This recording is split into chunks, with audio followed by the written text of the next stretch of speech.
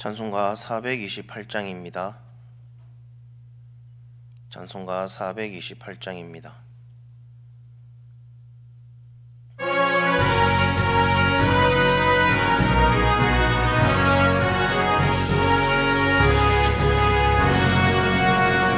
내 영혼의 햇빛 비치니 주 영광 찬란해.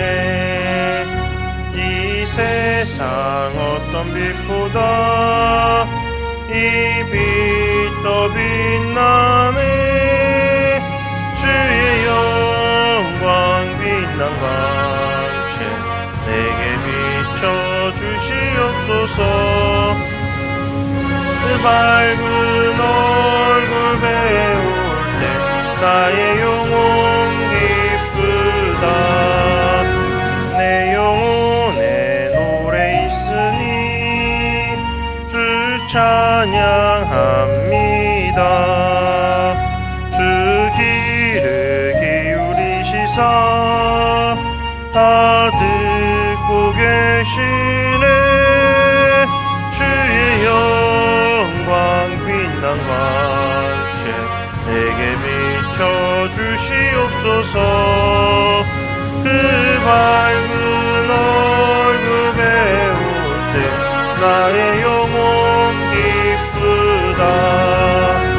내 영혼의 봄날 되어서 주 함께 하실 때 그 평화 내게 깃들고 주 은혜 꽃피네. 주의 영광 빛난 광채 내게 비춰주시옵소서. 그 밝은 얼굴 배울 때 나의 영혼 기쁘다. 내 영혼에 희락이 있고 큰 소망 넘치네. 주 예수 복을 주시고 또 내려주시네. 주의 영광 빛난 광채 내게 비춰주시옵소서. 그 밝은 얼굴 배울 때 나의 영혼 기쁘다.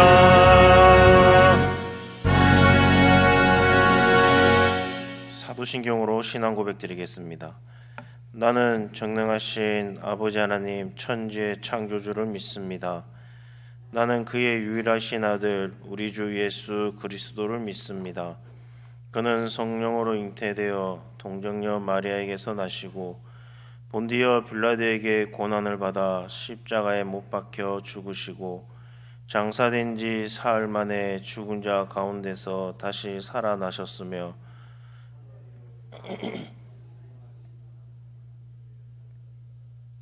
거기로부터 살아있는 자와 죽은 자를 심판하러 오십니다. 나는 성령을 믿으며 거룩한 공교회와 성도의 교제와 죄를 용서받는 것과 몸의 부활과 영생을 믿습니다. 아멘. 오늘 보실 말씀은 열왕기야 4장 38절에서 44절까지 말씀입니다. 열왕기야 4장 38절에서 44절까지 말씀입니다.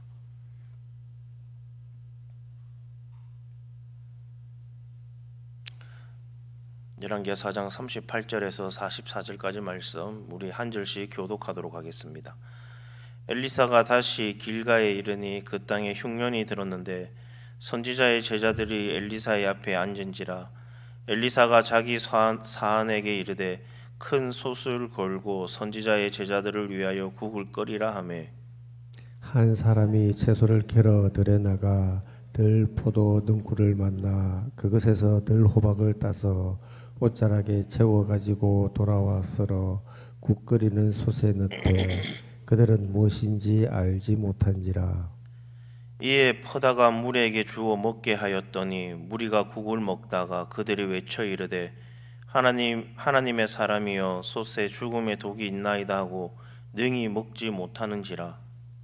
엘리사가 이르되 그러면 가루를 가져오라 하여 솥에 던지고 이르되 퍼다가 무리에게 주어 먹게 하라 하매 이에 솥 가운데 독이 없어지니라.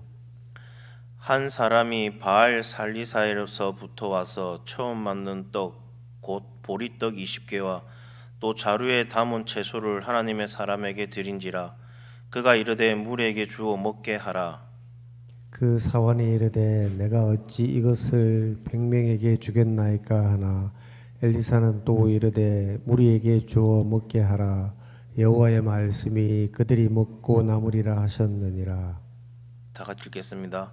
그가 그들 앞에 주었더니 여호와께서 말씀하신 대로 먹고 남았더라. 아멘. 열왕기하 4장에는 엘리사가 행한 5가지 이적을 소개하고 있습니다. 이는 모두 엘리사가 하나님의 사람이라는 그 사실을 보여주는 이야기들입니다. 그리고 하나님의 사람으로서 그가 해야 하는 가장 중요한 일이 무엇인가를 본문은 계속해서 말해주고 있습니다. 오늘 본문은 이제 5가지 이적 중에 4번째와 5번째 이적을 소개하고 있습니다. 먼저 본문 38절 말씀을 보면 엘리사는 길가에 다시 이릅니다. 앞에 열왕기하 2장을 보면 이 길갈은 엘리야가 하늘로 올라가기 전에 엘리사와 함께 출발했던 곳입니다. 엘리야는 길갈을 출발해서 그리고 베델 그리고 여리고 그리고 요단강으로 가서 하늘로 올라갑니다. 그때 엘리사는 엘리야의 그 만류에도 불구하고 억지로 동행하게 됩니다. 그런데 엘리사는 지금 그 길을 역순으로 되돌아와서 길갈에 이르게 됩니다. 본문을 보면 선지자의 제자들이 엘리사 앞에 앉았다라고 말을 하고 있습니다. 이는 엘리사가 선지자 생도들 앞에서 그들을 가르쳤다라는 것을 말해주고 있습니다. 아마 엘리사의 그 리더십에 의구심을 가졌던 제기했던 문제는 이제 어느 정도는 해결된 듯해 보입니다. 그 집회가 끝난 쯤 엘리사는 식사를 시킵니다. 이때는 흉년이 들었던 때였습니다. 원래 선지자 생도들은 가난한데 더구나 흉년까지 겹쳤으니 얼마나 어려웠겠습니까? 그래서 엘리사는 사안을 시켜 큰 솥을 걸고 국을 끓이라고 말을 합니다. 그런데 39절 말씀에 보면 한 사람이 채소를 캐러 갔다가 들포도 덩쿨을 만나 그것에서 나오는 그 들 호박을 따다가 썰어서 솥에다가 넣었는데 근데 중요한 것은 뭔지도 모르고 그렇게 솥에 넣었다라는 겁니다. 그래서 그 국을 먹던 사람이 사망의 독이 있다라고 외치면서 그 국을 먹지 못하게 됩니다. 이처럼 국을 끓였지만 아무도 국을 먹지 못하는 상황이 벌어졌습니다. 그렇지 않아도 기근으로 힘든데 그나마 그린 그 국마저도 먹을 수 없게 되어버렸습니다. 이 상황에서 하나님의 사람이 할 수 있는 일이 무엇일까요? 41절 말씀에 보면 이렇게 말하고 있습니다. 엘리사가 이르되 그러면 가루를 가져오라 하여 솥에 던지고 이르되 퍼다가 무리에게 주어 먹게 하라 하매 이에 속 가운데 독이 없어지니라. 이전에 여리고의 물을 정화시키기 위해서 엘리사는 무엇을 사용했나요? 소금을 사용했습니다. 그런데 여기서는 가루를 사용합니다. 앞전에 그 물에 넣었던 소금이나 그리고 지금 넣었던 그 가루 모두 어떤 능력이 있는 것이 아닙니다. 단지 하나님의 그 신적 권능을 보여주기 위한 상징물이라는 겁니다. 엘리사는 가루를 솥에 넣어 그 국을 퍼다 무리를 먹을 수 있게 했습니다.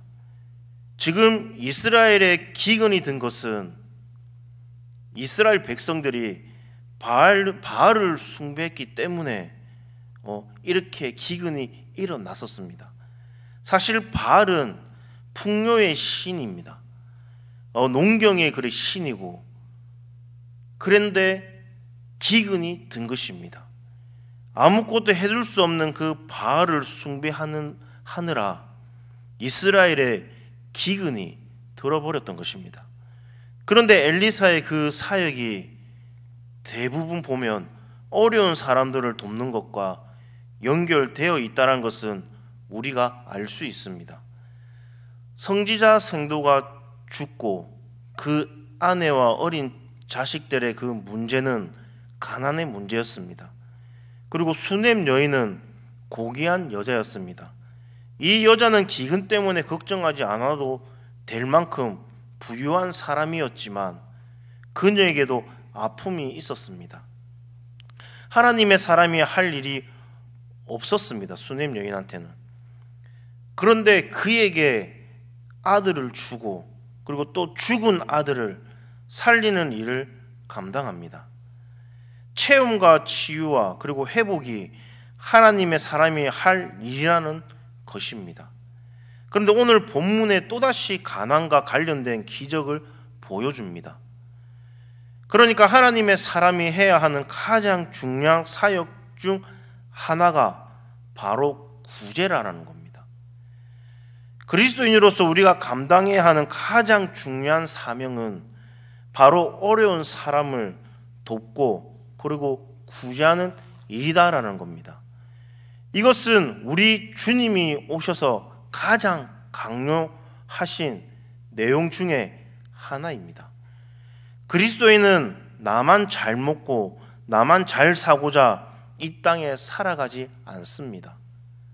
오히려 하나님이 선물로 주신 그 재물을 가지고 어떻게 사람을 섬기고 어떻게 나눌 수 있을까를 고민하는 사람이 바로 그리스도인입니다.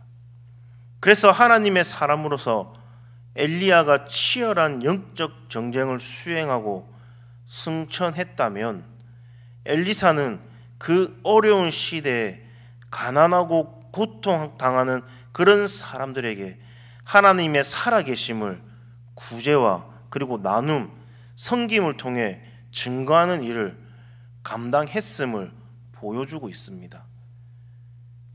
이것은 두 번째 이야기를 보면 더 확실하게 알 수가 있습니다. 42절 말씀에 보면 한 사람이 바알 살리사에서부터 와서 처음 만든 떡 곧 보리떡 20개와 또 자루에 담은 채소를 하나님의 사람에게 드린지라 그가 이르되 무리에게 주어 먹게 하라 라고 말을 합니다. 이름을 알 수 없는 어떤 사람이 바알 살리사라는 곳에서부터 와서 하나님의 사람 엘리사에게 보리떡 20개와 또 자루에 담은 채소를 드립니다. 좋은 마음으로 하나님의 그 사람을 섬기고자 하는 그 마음으로 가져온 것입니다. 그런데 엘리사는 그것을 함께한 그 선지자 생도들에게 나눠주라라고 말을 합니다. 그러자 사한 게하시는 이를 아주 못마땅하게 생각을 합니다. 왜 그렇게 생각을 했을까요? 이것 가지고 100명의 선지자 생도가 먹기에는 아주 턱없이 부족하다는 것을 알고 있었기 때문입니다. 사실 엘리사의 그 사한 게하시는 믿음으로 사는 것에 익숙해 보이지 않은 인물입니다. 앞서 수넴 여인의 아들을 살릴 때도 또 뒤에 나오는 나만 장군을 치료하는 그 사건에서도 게하시는 마음속에 탐욕의 문제를 해결하지 못했습니다. 게하시의 속마음은 아마도 우리도 먹을 것이 없는데 왜 이거를 나눠주나, 그리고 나눠줄 수도 없는 수량인데 어떻게 이것을 나눠줄 수 있나 라는 마음이 있었을 것입니다. 그렇지만 하나님의 사람 엘리사는 이렇게 말을 합니다. 하나님께서 먹고 남으리라라고 하셨다라는 겁니다. 그러니 나누어 주라라는 겁니다. 이 이야기는 신약에 나오는 예수님의 그 오병이어의 사건을 연상하게 합니다. 한 어린아이가 가지고 온 그 보리떡 5개와 물고기 2마리와 아주 비슷하기 때문입니다. 여기서 중요한 것은 하나님의 사람으로서 엘리사의 마음입니다. 분명히 자기에게 가져온 것이지만 엘리사는 그것을 흉년으로 고통받고 있는 그 선지자 생도들과 나누고 있는 것입니다. 분명히 자기에게 가져왔었습니다. 그런데 이것을 나눕니다. 이 나눔으로 인해서 100명의 그 선지자 생도들이 먹고도 남음이 있었습니다. 오늘 우리는 엘리사의 그 사역이 주로 가난한 사람들을 섬기고 그리고 아픔이 있는 사람들을 치유하고 돕는 사역이었다는 사실을 기억해야 될 줄로 믿습니다. 이는 우리 예수님이 이 땅에 오셔서 그리고 예수님께서 하신 일을 미리 예표하는 것이고 그리고 오늘 우리가 어떻게 예수님처럼 세상을 살 것인지를 가르쳐 주는 말씀입니다. 오늘 우리 개인적으로 그리고 또한 교회가 할 일 가운데 바로 하나가 바로 나눔과 섬김과 구제인 것입니다. 특히 우리는 나눔과 섬김에 있어서 내가 드러나지 않도록 마음을 써야 합니다. 그래서 우리는 엘리사에게 떡과 채소를 가져다 준 이 익명의 사람을 주목해야 합니다. 이름도 없이 그리고 빛도 없이 그 어려운 시대에 하나님의 사람을 섬겼던 바로 그 정신을 잊지 말아야 합니다. 하나님께서 주신 것으로 나누는 그 마음이고 내가 영광받지 않으려는 그 마음이라는 겁니다. 그러므로 오늘 우리도 엘리사처럼 그리고 예수님처럼 그리고 주위의 어려운 이웃들을 돌아보고 더욱 나눔과 섬김과 구제와 그리고 봉사를 실천함으로써 하나님의 사람으로서의 그 사명을 잘 감당하는 저와 여러분 되기를 간절히 소망합니다. 그리고 우리 교회가 되기를 간절히 소망합니다. 이제 추석 명절이 다가오고 있습니다. 내 주위에 이 추석 명절을 제대로 못 보내는 사람이 없는지, 내 주위에 어려운 사람이 없는지 한번 돌아보는 그런 한 주간 되기를, 오늘 하루가 되기를 간절히 소망합니다. 기도하겠습니다. 하나님 아버지 감사합니다. 하나님 아버지 이 새벽을 깨워주시고 예배드릴 수 있게 하나님 기도할 수 있게 하나님 인도해 주심에 감사드립니다. 하나님 아버지 불신앙이 가득한 공고난 시대에도 하나님은 믿음의 사람을 세우시고 그리고 도우시며 친히 양육해 가심을 깨닫습니다. 악하고 음란한 세대를 주님의 마음으로 품고 거룩한 세대로 변화시키는데 쓰임받는 우리들이 될 수 있게 하나님 인도하여 주시옵소서. 하나님 아버지 내 주위를 한번 돌아보는 그런 눈을 가질 수 있게 하나님 인도하여 주시옵소서. 하나님 아버지 오늘 하루도 세상에 나가 생활합니다. 하나님 아버지 생활 가운데 하나님께서 함께하여 주시옵시고 하나님 동행하여 주시옵소서. 하나님 아버지 어떤 악한 마귀 사탄의 유혹에 넘어지지 않게 하나님 지켜주시고 보호하여 주시옵소서. 나의 모든 것을 주님께 맡깁니다. 주님 받아주시옵소서. 이 모든 말씀 예수님 이름으로 기도드립니다. 아멘. 하늘에 계신 우리 아버지여 이름이 거룩히 여김을 받으시오며 나라가 임하시오며 뜻이 하늘에서 이루어진 것 같이 땅에서도 이루어지이다. 오늘날 우리에게 일용할 양식을 주옵시고 우리가 우리에게 죄 지은 자를 사하여 준 것 같이 우리 죄를 사하여 주옵시고 우리를 시험에 들게 하지 마옵시며 다만 악에서 구하시옵소서. 대개 나라와 권세와 영광이 아버지께 영원히 쌓옵나이다. 아멘.